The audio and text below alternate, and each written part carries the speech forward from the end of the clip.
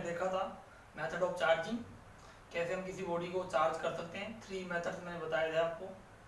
पहला by friction, by conduction and third है by induction. Students, आज की इस वीडियो में कुछ मैं कंसेप्ट बताऊंगा चार्ज का, और कि हमने देखा था टू अपोजिट चार्ज आपस में क्या करते हैं, अट्रैक्शन करते हैं, बल्कि सेम चार्ज जो है वो रिपेल करते हैं। स्टूडेंट एक कंसेप्ट और है जिसको हम यहाँ आज देख रहे हैं। स्टूडेंट देखिए, ये कोई टू बॉडीज है। क्या है? टू बॉडीज है। ये चार्ज बॉडी है और ये भी चार्ज बॉडी है।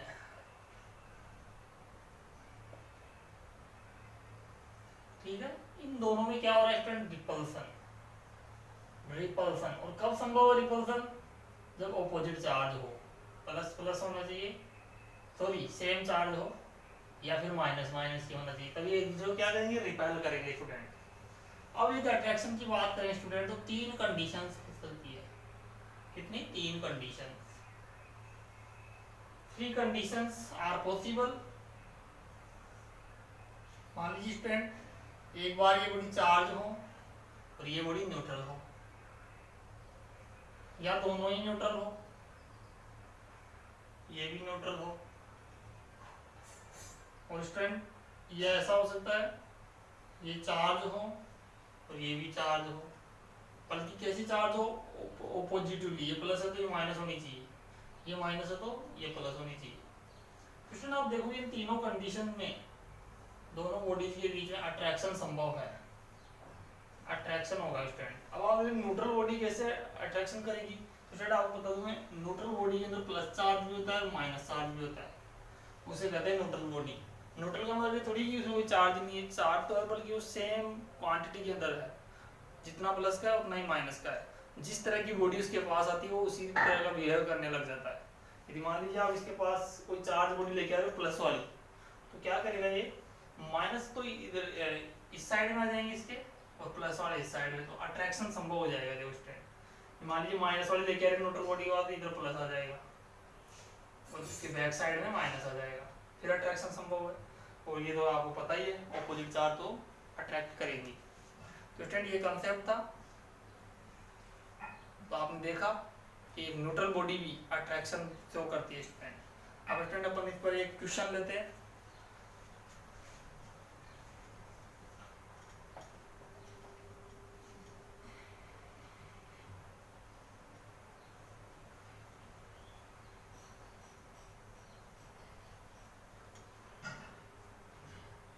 क्वेश्चन है स्टूडेंट, 5 balls है 1 to 5, which pair 1 2 2 4 4 1 show electrostatic attraction। Student आपको यहाँ साइड में क्वेश्चन है वो शो हो जाएगा स्क्रीन पर। while pair 2 3 and 4 5 show repulsion, therefore ball 1 है वो must be क्या होनी चाहिए? एनसीईआरटी 1980 का क्वेश्चन स्टूडेंट। तो देखो हमारे पास 5 balls है 1 2 3 4 और 5 balls स्टूडेंट, जिनमें बोला गया है कि 2 3 और 4 5 2 3 और 4 5 क्या रिपल्सन शो कर रहे हैं, और जबकि 1 2 1 4 और 2 4 आपस में क्या दिखा रहे हैं? अट्रैक्शन। इसमें पहले अट्रैक्शन के हिसाब से मत जमाइए इनको, आप इनको रिपल्सन के हिसाब से अरेंज करिए। ये अट्रैक्शन में अपने पास कितने पेयर बढ़ने वाले हैं तो थोड़ा कॉम्प्लिकेटेड हो जाएगा, रिपल्सन के हिसाब से इसको हैंडल करेंगे। अब बताइए स्टूडेंट, रिपल्सन है क्या क्या पॉसिबिलिटी हो सकती है? ये प्लस के हो सकते हैं, या तो तभी रिपल्सन है होगा इनमें। एक कंडीशन 2 3 4 5 स्टूडेंट क्या हो सकता है? दोनों माइनस के भी हो सकते हैं, 2 3 4 और 5, या फिर ऐसा हो सकता है कि ये प्लस प्लस के हो, ये दोनों माइनस माइनस के हो। अगली कंडीशन जो पॉसिबिलिटी है वो ये हो सकती है स्टूडेंट, ये दोनों माइनस के और ये दोनों प्लस के हो। ठीक है ना? अब क्या करते हैं अपन यहाँ पर, हमारा जो कंसेप्ट वो लगाते हैं। देखिए हम इन सभी कंडीशन में ये रिपल्सन शो कर रहे हैं। क्या शो कर रहे हैं? रिपल्सन। रिपल्सन शो हो रहा है यहाँ पर, देखिए रिपल्सन यहाँ पर है। अब स्टूडेंट अट्रैक्शन के हिसाब से अपन अरेंज करें इनको, तो अट्रैक्शन के हिसाब से देखिए 1 2 1 और 2 में क्या दिखाना है अट्रैक्शन, तो मान लीजिए मैं इसको अट्रैक्शन दिखाने के लिए माइनस ले सकता हूँ, लेकिन आप देखो 2 और 4 के बीच में क्या होना चाहिए था, अट्रैक्शन होना चाहिए था। अट्रैक्शन है ये रिपल्सन है, ये रिपल्सन की एक कंडीशन होती है कि सेम चार्ज आपस में रिपेल करते हैं एक दूसरे को, तो स्टूडेंट ये वाली जो पॉसिबिलिटी वो गलत है हमारी, ये पॉसिबिलिटी हो ही नहीं सकती। यहाँ पे देखो स्टूडेंट 2 और 4 के बीच क्या होना चाहिए था, अट्रैक्शन होना चाहिए था, लेकिन रिपल्सन है, तो ये भी गलत है। स्टूडेंट थर्ड पॉसिबिलिटी पे चलते हैं, इन दोनों में जो मुझे अट्रैक्शन करवाना है तो माइनस लेना पड़ेगा, इन दोनों के बीच अट्रैक्शन है पहले से 2 और 4, 4 और 1 में मुझे अट्रैक्शन कराना है तो प्लस लेना पड़ेगा। अब स्टूडेंट ऐसा नहीं हो सकता कि एक बॉडी प्लस भी और माइनस हो, अभी मैंने बताया था कि ऐसी बॉडी जिसके पास प्लस चार्ज और माइनस चार्ज वो बॉडी होती है न्यूट्रल बॉडी, कैसी बॉडी, न्यूट्रल बॉडी। तो फ्रेंड ये केवल न्यूट्रल बॉडी हो सकती है, न्यूट्रल बॉडी, न्यूट्रल बॉडी हो सकती है। इस प्रकार इसमें देखो आप माइनस तो यहाँ प्लस लोगे, इन दोनों में है अपने पास अट्रैक्शन है, प्लस और माइनस में देखिए इनमें भी अट्रैक्शन हो गया, ये भी एक न्यूट्रल बॉडी ही बनेगी स्टूडेंट, न्यूट्रल बॉडी। तो हमारे से क्वेश्चन ये पूछा गया कि बॉल 1 क्या होनी चाहिए, ऑप्शन थे हमारे पास पॉजिटिवली चार्ज, बी ऑप्शन था नेगेटिवली चार्ज, सी ऑप्शन था न्यूट्रली चार्ज, और डी ऑप्शन था made of metal, made of metal. तो स्टूडेंट हमारा ऑप्शन सी करेक्ट है कि न्यूट्रली चार्ज होनी चाहिए। तो आपने देख लिया स्टूडेंट, इस प्रकार से आप हैंडल करना सीखोगे क्वेश्चन हो, तभी आपका क्वेश्चन हो पाएगा। तो स्टूडेंट ये क्वेश्चन था एक जो मैंने आपको करा दिया है, एक बार देख लेता हूँ स्टूडेंट वीडियो बन रहा है कि नहीं, चल रहा है स्टूडेंट वीडियो। अब नाउ स्टूडेंट आज हम प्रॉपर्टीज ऑफ चार्ज को देखेंगे स्टूडेंट, प्रॉपर्टीज ऑफ चार्ज। हमारा जो टॉपिक है वो है properties of charge, properties of charge, आवेश के गुणधर्म, आवेश के गुणधर्म। स्टूडेंट चार्ज की 4 प्रॉपर्टीज है। फर्स्ट प्रॉपर्टी है additivity of charge, second property है conservation of charge, third property है quantization of charge, fourth property है इनवेरिएंस ऑफ चार्ज। स्टूडेंट मैं 1 बाय 1 एक को लिख देता हूँ यहाँ पर। फर्स्ट प्रॉपर्टी है additivity, additivity of charge, second property है conservation, conservation of charge, third property है quantization of charge, quantization of charge, और फोर्थ प्रॉपर्टी है invariance of, invariance of charge. तो स्टूडेंट ये फोर्थ प्रॉपर्टी है, इनको अपन 1 बाय 1 एक को डिस्कस करते हैं। यहाँ पर फर्स्ट प्रॉपर्टी को ले रहा हूँ मैं, और वो है एडिटिविटी, एडिटिविटी ऑफ चार्ज, और इसका हिंदी में अर्थ होता है स्टूडेंट आवेश की योज्यता का गुणधर्म, आवेशों की योज्यता, योज्यता, आवेशों की योज्यता। तो ये आवेशों की योज्यता का मतलब क्या है, देखिए मान लीजिए आपके पास कोई सिस्टम है और इस सिस्टम में बहुत सारे चार्जेस है अंदर, -6q +3q +7q, ऐसे बहुत सारे चार्जेस अंदर एग्जिस्ट कर रहे हैं। तो मुझे सिस्टम पूरा नेट चार्ज चाहिए, नेट का मतलब टोटल नेट चार्ज मुझे चाहिए, मुझे क्या करना होगा, सबको ऐड करना होगा। ऐड कैसे करूंगा, चिन्हों का विशेष ध्यान रखते हुए। यहाँ पर आपको अलजेब्रिक सम करना है स्टूडेंट, चिन्हों का ध्यान रखते हुए, कहीं आप ऐसा नहीं चिन्हों को छोड़ दे केवल उनका मेन वैल्यू है वही ले ले, नहीं, यहाँ पर अलजेब्रिक सम होता है। +5q -6q +3q +7q, जोड़ो स्टूडेंट, 5 और 3 8, 8 और 7 15, 15 में 6 गया तो 9q आ गया स्टूडेंट। टोटल आपके नेट चार्ज कितना आया, 9q। तो इसमें आपको पता है आपको यहाँ चिन्हों का विशेष ध्यान रखना होगा, क्योंकि जो चार्ज है वो पॉजिटिव भी हो सकता है, नेगेटिव भी हो सकता है, शून्य भी हो सकता है, ठीक है। बट स्टूडेंट द्रव्यमान जो मास है वो पॉजिटिव ही होता है, ठीक है, ये थोड़ा आप ध्यान रखना। अब मैं इसको एक स्टेटमेंट में लिखता हूँ, नेट चार्ज आपने फाइंड किया इस सिस्टम पर, अब मैं इसको एक स्टेटमेंट में लिख रहा हूँ, देखिए द नेट चार्ज, सॉरी पहले लिखूंगा सिंस चार्ज इज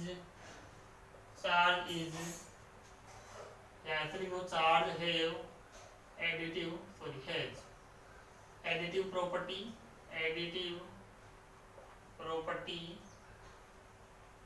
की चार्ज की योज्यता का गुण होता है चार्ज का। The net charge of any system is equal to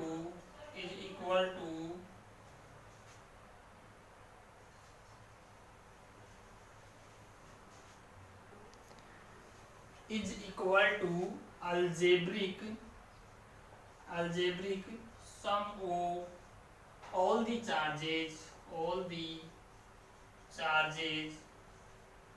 which are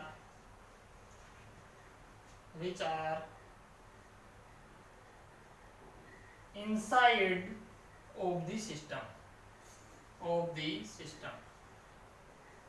इसका मतलब यह है स्टूडेंट कि किसी भी सिस्टम पे यदि आपको नेट चार्ज फाइंड करना है, तो नेट चार्ज यदि आप फाइंड करना चाहते हो तो उस सिस्टम के अंदर जितने भी चार्ज है उनका सबका आप अलजेब्रिक सम कर लीजिए, और वही आपका जो अलजेब्रिक सम है वो आपको नेट चार्ज फाइंड हो जाएगा उससे। अब अभी मैंने बताया था डायग्रामली, तो उसको सभी चार्जेस को आप ऐड करिए, अलजेब्रिक सम करिए, और वही आपका नेट चार्ज होगा स्टूडेंट, जो उसकी इसके इनसाइड में है स्टूडेंट। ठीक है, तो हमारा चार्ज हो एडिटिविटी ऑफ चार्ज है, हमने कंसेप्ट क्लियर कर लिया है। नेक्स्ट प्रॉपर्टी के ऊपर जाते हैं अपन इसमें। नेक्स्ट प्रॉपर्टी है हमारी conservation of charge.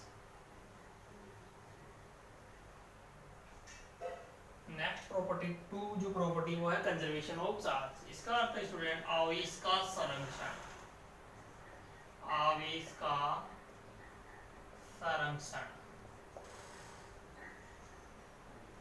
Conservation of charge इसका मतलब क्या है?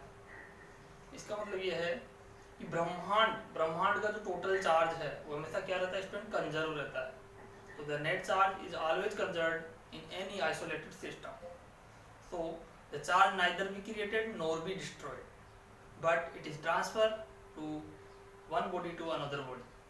तो स्टूडेंट इसको एक स्टेटमेंट में लिखते हैं अपन कि the net charge is always conserved in any isolated system. The net charge is always conserved in any isolated system.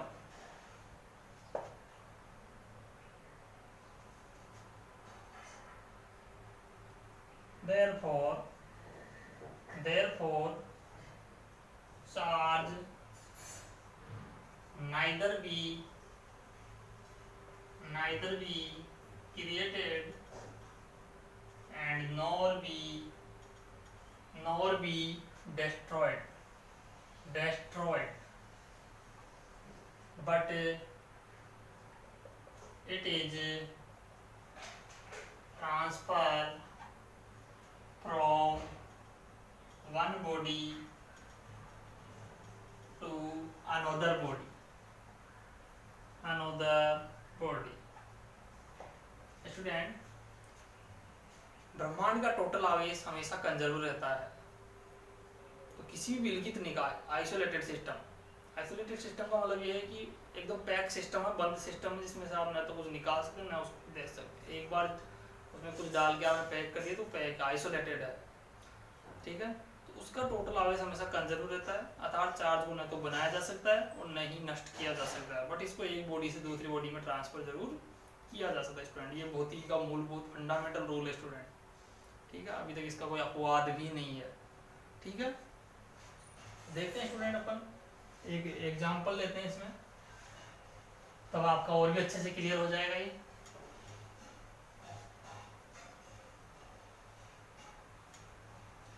मान लीजिए late consider a isolated system, isolated system हमने कंसीडर किया है, उसमें बहुत सारे चार्ज है, 5Q है, -3Q है, +2Q है, +7Q है। इसी आइसोलेटेड सिस्टम को हमने किसी ऐसे हिला हुलू के कैसे भी इसको अंदर ही अंदर इसके चार्ज में अरेंजमेंट हो गया, जैसे इसको हमने हिला दिया, कुछ भी इंटरेक्शन के दौरान, मान लीजिए आप कोई रिएक्शन के दौरान इसमें चार्ज हुआ, अंदर ही अंदर क्या हुआ, अरेंजमेंट हुआ। अरेंजमेंट होने में क्या हुआ, चार्ज चेंज हो गए एक दूसरे से। और मान लीजिए उस कंडीशन में इसी बॉडी का जो यही सिस्टम है, यहाँ पर मैंने यहाँ पर लिख दिया, मान लीजिए यहाँ पर आ गया 2Q चार्ज हो गया, यहाँ का 3Q और कहीं चला गया होगा, मान लीजिए यहाँ पर आ गया 2Q, सॉरी कुछ भी लिख दो, कोई जरूरी नहीं है, 4Q +7Q।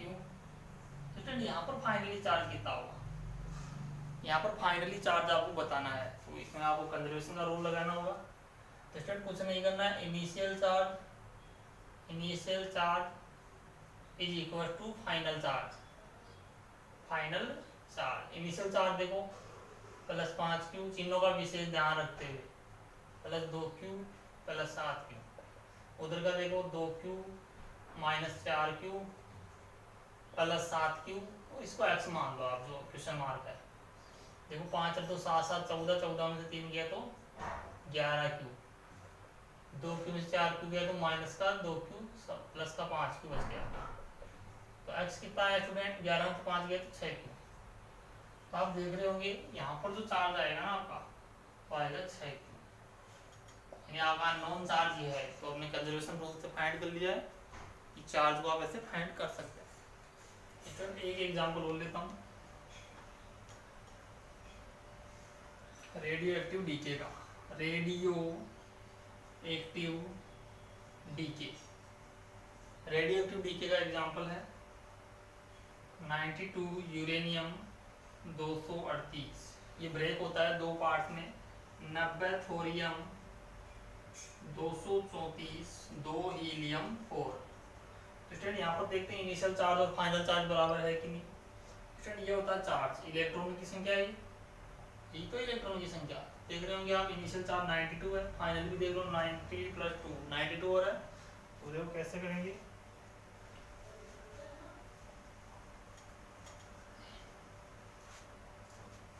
इनिशियल चार्ज जोड़िए एक बार, इनिशियल चार्ज हो गया 92 इलेक्ट्रॉन, फाइनल चार्ज देखेंगे आप लोग, फाइनल चार्ज हो जाएगा 90 इलेक्ट्रॉन प्लस 2 इलेक्ट्रॉन, तो ये भी 92 इलेक्ट्रॉन। तो स्टूडेंट देख रहे हो इनिशियल और फाइनल दोनों आपस में क्या है, बराबर है। तो स्टूडेंट अपन ये भी कह सकते हैं the net charge is always conserved in any physical और केमिकल रिएक्शन। तो स्टूडेंट ये भौतिक और रासायनिक अभिक्रियाओं में भी चार्ज का क्या रहता है, हमेशा कंजर्वेशन रहता है।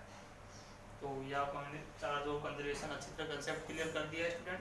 नेक्स्ट प्रॉपर्टी पे हम चलते हैं, जो कि इम्पोर्टेंट प्रॉपर्टी है, क्वांटाइजेशन ऑफ चार्ज।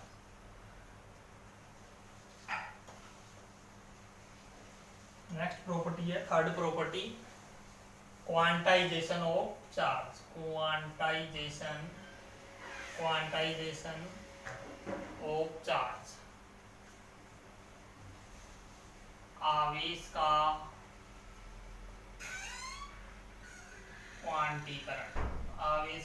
क्वांटीकरण, क्वांटीकरण का अर्थ देखिए स्टूडेंट, किसी भौतिक राशि का वितरण 2 टाइप से हो सकता है, एक तो सतत रूप से और एक विविध रूप से। तो स्टूडेंट यहाँ पर जो ये गुणधर्म है, इसमें हम किसी भौतिक राशि का ट्रांसफर किसमें करेंगे, विविध रूप में, क्वांटा के रूप में, एक छोटे पैकेट टुकड़े के रूप में। स्टूडेंट एक पूर्ण इंटीजर होना चाहिए, मल्टीपल के रूप में करेंगे। तो देखिए स्टूडेंट कैसे इसको एक स्टेटमेंट में लिखते हैं अपन। स्टेटमेंट में क्या लिखेंगे बोल के बताता हूँ कि आवेश का क्वांटीकरण वह गुण है जिसके कारण सभी मुक्त आवेश, किसी बॉडी से फ्री होने वाले चार्ज, सभी मुक्त आवेश मूल आवेश के पूर्णांक इंटीजर मल्टीपल के बराबर होते हैं।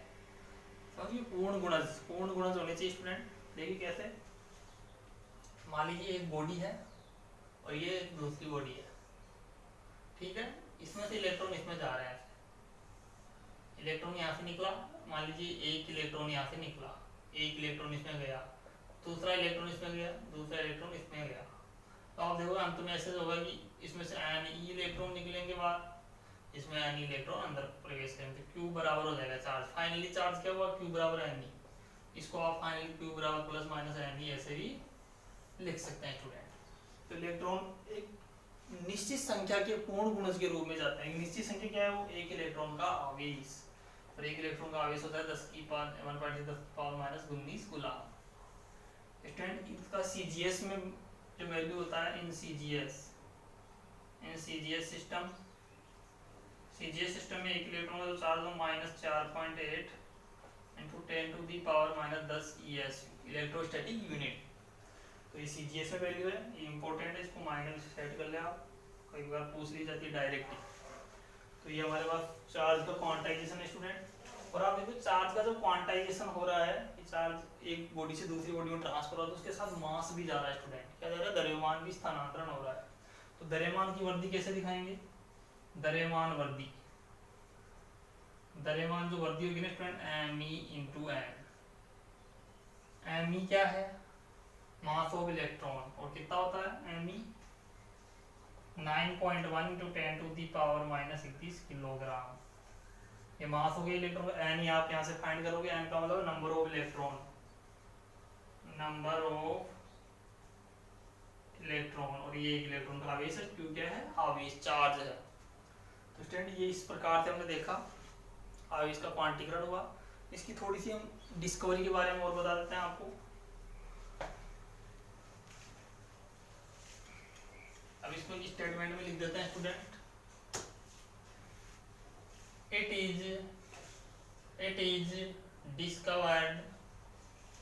Is discovered by Robert A Millikan through, किसके द्वारा, थ्रू ऑयल ड्रॉप एक्सपेरिमेंट,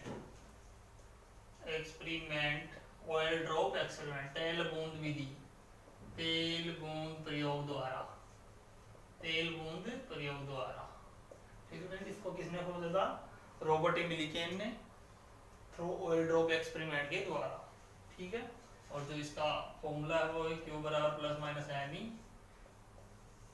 यहाँ पर एन क्या है, इंटीजर मल्टीपल है, 1 2 3 4 ऐसे हो सकता है स्टूडेंट। तो आप यहाँ रखो, क्या आएगा, plus minus E plus minus 2e plus minus 3 plus minus 4e plus minus N E. Student इस प्रकार से आवेश का क्वांटीकरण होगा। अर्थात आवेश का क्वांटीकरण जो है ना स्टूडेंट, वो एक निश्चित संख्या के पूर्ण गुणज के बराबर के रूप में होता है। ऐसे नहीं कि आधा चला गया, पूर्ण आवेश चला गया, एक चौथाई चला गया, पॉइंटों में नहीं होता। एक निश्चित इंटीजर मल्टीपल होना चाहिए, उसी के गुणज के रूप में आगे बढ़ता है, ठीक है। और स्टूडेंट एक चीज और आती है, इन 1964 के अंदर गेलेमान जी आए, गेलेमान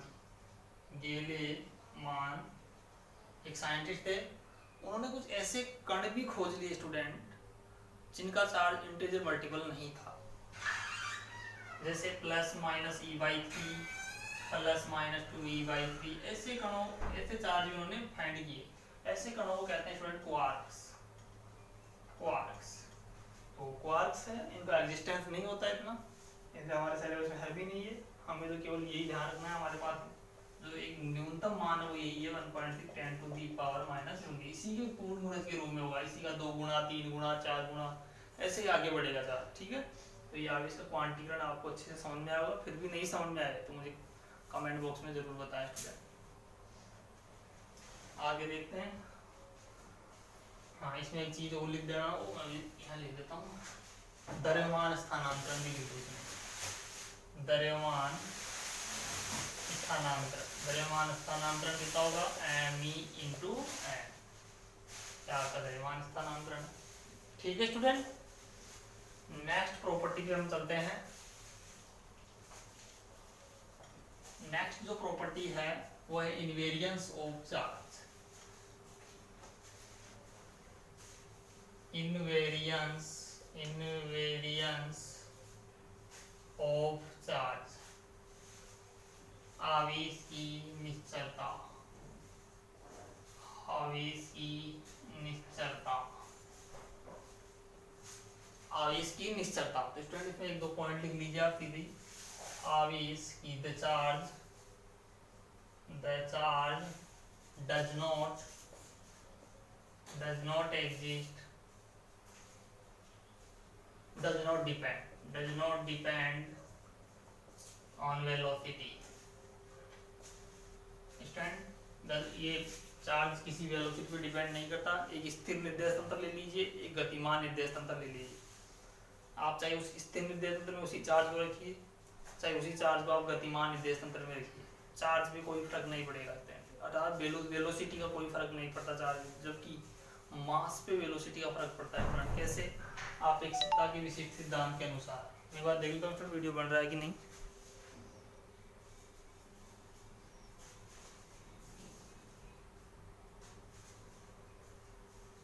स्टूडेंट बन रहा है वीडियो।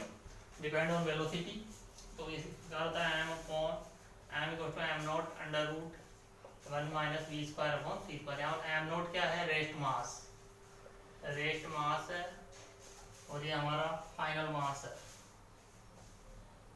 जो गतिमान निर्देश तंत्र में होगा। स्टूडेंट यदि मैं मान लूं कि v बहुत बड़ी होगा, यानी कि प्रकाश लाइट की वेलोसिटी से हमारी वेलोसिटी या पार्टिकल की वेलोसिटी बहुत ज़्यादा हो, तो जो m है ना हमारा, ये बड़ा हो जाता है m नॉट से। और स्टूडेंट ये इतना संभव नहीं है कि लाइट की वेलोसिटी से हमारी वेलोसिटी ज़्यादा हो जाए, ऐसा संभव नहीं है। तो स्टूडेंट फिर भी यदि हो जाती तो ये अपन ऐसा मानेंगे, यानी ऐसा कंडीशन आएगा हमारा। यहाँ रखोगे इस वैल्यू को, तो फिर देखना आप m का मान m नॉट से बड़ा ही आएगा। स्टूडेंट एक कंडीशन ये भी हो सकती है v लेस देन c। इस कंडीशन में स्टूडेंट आप देखोगे m जो है ना हमारा m नॉट के बराबर आता है लगभग, इसीलिए हम स्टूडेंट इसको कंसीडर नहीं करते। अर्थात हम देखते हैं कि मास में कोई फर्क नहीं पड़ता होगा वेलोसिटी का, लेकिन स्टूडेंट पड़ता है, ये लगभग में बराबर होता है, इसलिए अपन इतना ध्यान नहीं देते, इसको नेगलेक्ट कर लेते हैं। तो स्टूडेंट ये था इनवेरियंस ऑफ चार्ज। चार्ज में वेलोसिटी का फर्क नहीं पड़ता, बट मास पे वेलोसिटी का फर्क पड़ता है। Student thank you for watching this video. Student आज की वीडियो में इतना ही देखेंगे। नेक्स्ट वीडियो में हम इन प्रॉपर्टी के कुछ क्वेश्चन करेंगे और फिर हम कूलॉम नियम को इंट्रोड्यूस करवाएंगे। Thank you for watching this video.